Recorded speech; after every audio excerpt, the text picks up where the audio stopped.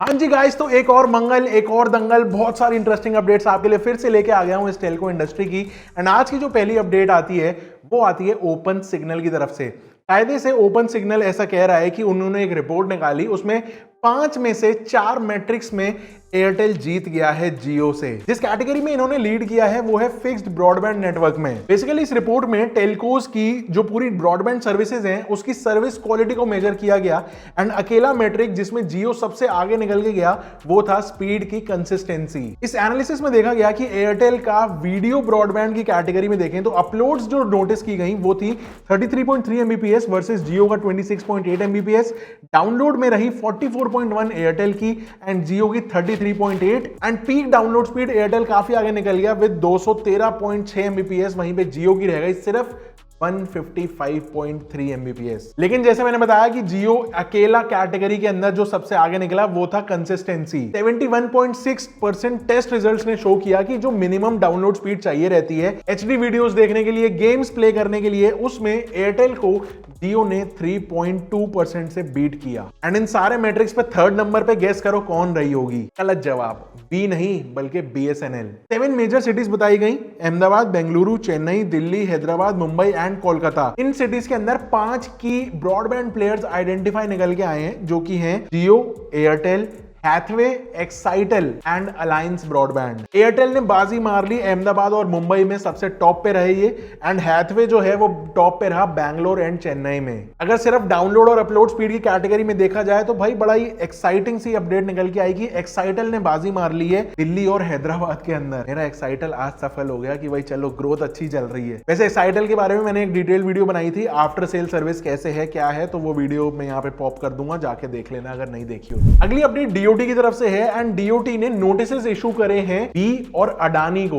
Basically कहा यह गया है कि 5G के लिए क्राइटेरिया बताया गया था कि मिनिमम इतनी जगहों पर, इतने सर्कल्स के अंदर जिसके लिए भी उन्होंने स्पेक्ट्रम के लिए अप्लाई किया था वहां पे 5G स्टार्ट हो जाना चाहिए था, जो अभी तक वी और अडानी ने किया नहीं है। तो उस हिसाब से गवर्नमेंट अब फाइन्स लगाने के लिए रेडी हो रही है। एंड अगर फाइन का कैलकुलेशन निकाला जाए तो वी के ऊपर अप्रोक्सीमेटली 14 से 15 करोड़ रुपए का फाइन लगेगा, वहीं पे अडानी के ऊपर 6 से 7 करोड़ का। अब इनसे डिटेल्ड एक्सप्लेनेशंस मांगी गई हैं कि क्यों अभी तक ये लोग 5G अपना लॉन्च नहीं कर पाए हैं एंड इसका रिप्लाई देने में ये अभी तक दोनों कंपनीज फेल रही हैं। अगर आप हमारी टेलको फॉलो करते हो तो आपको हमने पहले भी बताया है कि जब गवर्नमेंट अपना 5G स्पेक्ट्रम अलॉट करती है तो उनके रूल्स के हिसाब से with in 1 year at least her circle के अंदर आपको 5G रोल आउट करना जरूरी है। तो इनके ऊपर अब थोड़ा सा प्रेशर बन रहा है दोनों ही कंपनीज का। लेकिन वी के लिए एक अच्छी चीज निकल के आई कि इन्होंने रिसेंटली अपने इंडस टावर्स जो कंपनी है जिन्होंने इनके ऊपर बड़े इल्जामात लगाए थे, तो इन्होंने 300 करोड़ रुपए के अपने ड्यूज जो हैं वो उनको पे करके क्लियर कर दी हैं। अगली अपडेट जियो की तरफ से है एंड जियो ने अपना हाथ मिला लिया है OnePlus के साथ एक 5G नई लैब बनाने के लिए। बेसिकली ये नई जो 5G इनोवेशन लैब बना रहे हैं इसके अंदर नई 5G की टेक्नोलॉजीज को डेवलप करेंगे, टेस्ट आउट करेंगे एंड सो ऑन। दोनों ही ब्रांड्स काफी ज्यादा एक्साइटेड हैं कि एक नई state of the art 5G lab को ये लोग स्टार्ट कर रहे हैं,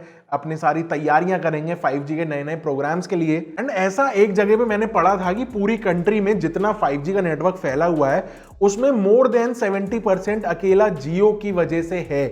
जियो का काफी बड़ा हाथ है इसके ऊपर। आप इससे अग्री करते हो कि नहीं? मुझे थोड़ी सी डाउटफुल लगी क्योंकि एयरटेल भी इक्वली बहुत तगड़ा काम कर रहा है। तो आपको क्या लगता है, जियो का पगड़ा भारी है 5G में या एयरटेल का? किसके स्पीड्स आप अच्छे एक्सपीरियंस कर रहे हो ये आप मुझे नीचे कमेंट करके बता सकते हो।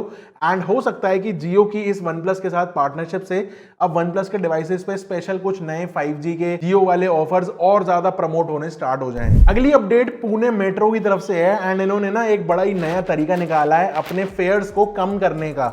ऐसा कहना है कि भाई अपने प्राइसेस को और ज्यादा अफोर्डेबल बनाना चाह रहे हैं पुणे मेट्रो की जो टिकट्स हैं। एंड उसके लिए अब ये जो अथॉरिटी है ये क्या कर रहे हैं कि जितने भी मेट्रो स्टेशन है ना ये सारे ही टेलीकॉम ऑपरेटर्स को लीज आउट कर रहे हैं कि भाई हमारी छत खाली है, टावर लगाओ, खूब अपना माल पे लो। इनका ऐसा कहना है कि भाई देखो बहुत सारी डेंस लोकेशन से मेट्रो होके जाती है, सारी मेन जो शहर की पॉपुलर लोकेशंस होती हैं वहां से मेट्रो होके जा रही है। तो ऐसे में टेलीकॉम ऑपरेटर्स को भी पूरी फीजिबिलिटी मिलेगी, पूरी कनेक्टिविटी का एक बढ़िया एरिया टू एरिया ये लोग कवर कर पाएंगे एंड अच्छी कनेक्टिविटी बन पाएगी पूरे सिटी के अंदर। अब जब टावर लगाएंगे तो पेमेंट करेंगे रेंट का, एंड जब वो रेंट आएगा पुणे मेट्रो के पास तो उसको वो और अफोर्डेबल बना देंगे टिकट से एक एक्स्ट्रा रेवेन्यू स्ट्रीम बनाने के बाद। ये मुझे काफी बढ़िया लगा एंड ऐसा बाकी के जितनी भी सिटीज के अंदर मेट्रोस चल रही हैं वहां पे भी ये चीज अगर बढ़िया तरीके से इंप्लाई हो जाए तो मेरे हिसाब से काफी बढ़िया रहेगा। आपका इसके ऊपर क्या ओपिनियन है, आप मुझे नीचे कमेंट करके जरूर बताओ। अगली अपडेट बीएसएनएल की तरफ से है एंड बीएसएनएल के जो पार्टनर थे तेजस नेटवर्क्स, टीसीएस के साथ मिलकर जो इनको पूरा 4G का स्टैक बना के दे रहे हैं, उनकी तरफ से ये अपडेट आया है कि तेजस नेटवर्क्स कह रहा है कि भाई जो 4G रेडियो एक्सेस नेटवर्क के जो शिपमेंट्स बाकी हैं उनको ये बहुत जल्दी से पूरा करने में लगे हुए हैं एंड इन्होंने एडिशनल साइट्स के लिए 107 करोड़ रुपए का एक फ्रेश ऑर्डर भी ले लिया है। अब ये कह तो रहे हैं कि भाई बहुत तेजी से काम कर रहे हैं एंड इन्होंने जो आईपी राउटर्स, पूरा बैकहॉल का पूरा इक्विपमेंट वगैरह जो भी लगता है उसकी भी सारी शिपमेंट स्टार्ट कर दी है